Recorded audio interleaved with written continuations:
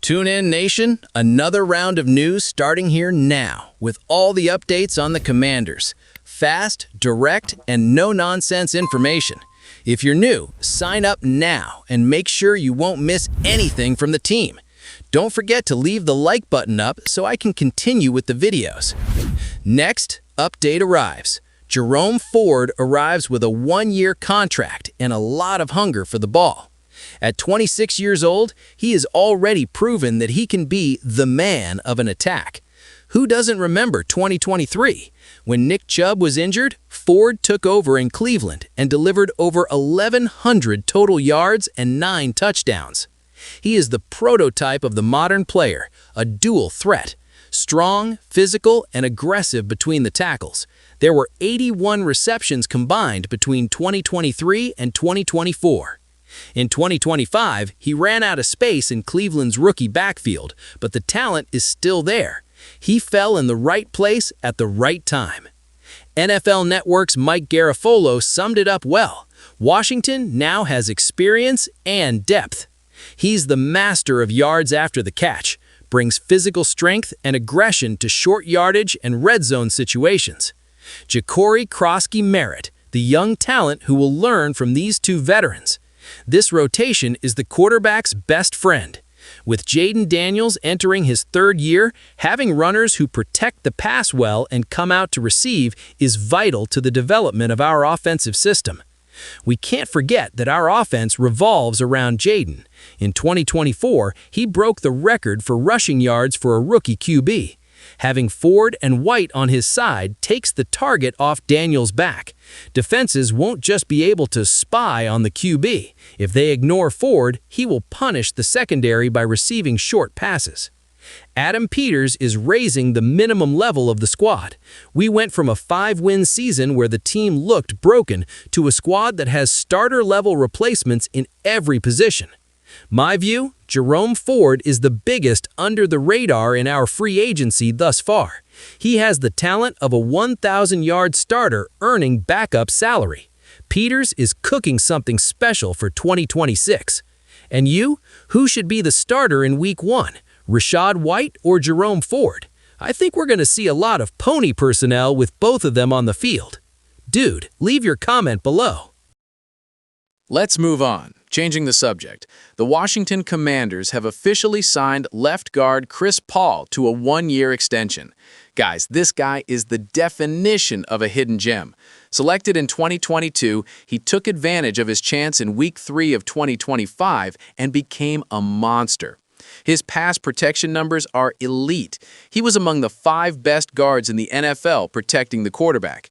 In the entire 2025 season, he allowed just 2 sacks and 17 pressures.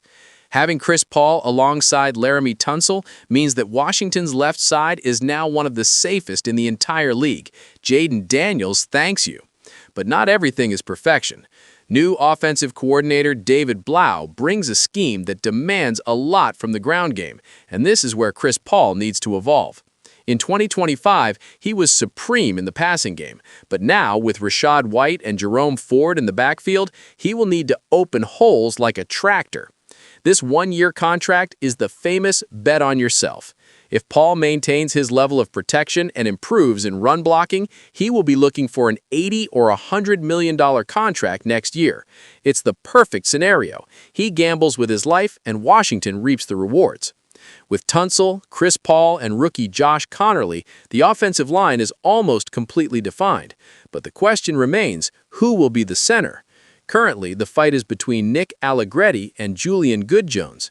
Allegretti brings the championship experience with the Chiefs, but Good-Jones has the youth. Is Peters still looking for someone in the draft to be the brains of the line? Keep an eye out because this is the last piece of the puzzle. In my opinion, continuity is the lifeblood of a successful offensive line. Bringing Chris Paul back ensures that the rapport with Tunsil remains sharp from day one of training camp. Adam Peters is putting together a roster with no obvious holes. Next, who do you prefer as starting center, Allegretti or Good-Jones? Or will Peters use his draft pick for that position? Comment your honest opinion below. Next, to wrap up for today, the official news is that the Commanders have signed Dami Brown to a one-year, $3 million deal. For those who don't remember, Dami had a historic start at the end of 2024. There were 14 receptions for 229 yards in the playoffs alone. He became Jaden Daniels' trusted target when the pressure was on. That earned him a $10 million contract with the Jaguars, but the grass wasn't greener on the other side. In Jacksonville, he never found his space. Now he returns to Washington with blood in his eyes and for a much more affordable price. It's the perfect chance for him to prove that he belongs on the receiving end of Jaden's bombshells in D.C. Adam Peters didn't stop at Dami. He also brought in veteran Van Jefferson, ex-Titans, to add even more substance to this group.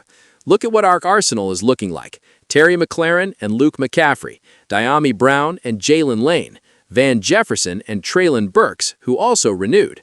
With the uncertainty surrounding Noah Brown's health, bringing Dami and Van Jefferson ensures that Jaden Daniels won't be left without options if injuries arise again. It's depth with proven talent. The key here is familiarity. Dami Brown already speaks Jaden Daniels' language. They have the timing of long routes adjusted. In an offseason where practice time is at a premium, having a receiver you know exactly where he's going to be on a long third down is a luxury. For just $3 million, Washington secured a player who has already proven he can decide postseason games. If he regains that 2024 form, this will be the biggest steal of free agency yet. Adam Peters is putting together a resilient, experienced, and very, very fast squad. I think Dami Brown's return is the finishing touch this receiving core needed. He brings a vertical threat that opens up space for McCaffrey and McLaurin to work in the middle. The attack of 2026 is getting scary. Did you like Dami Brown's return, or would you have preferred the team to have looked for a new name on the market? Comment below, brother. Next, Commanders, thank you for listening. Did you like the video? Leave a like. Subscribe to the channel. It's very important that we're together. Thanks for everything, and let's go Commanders!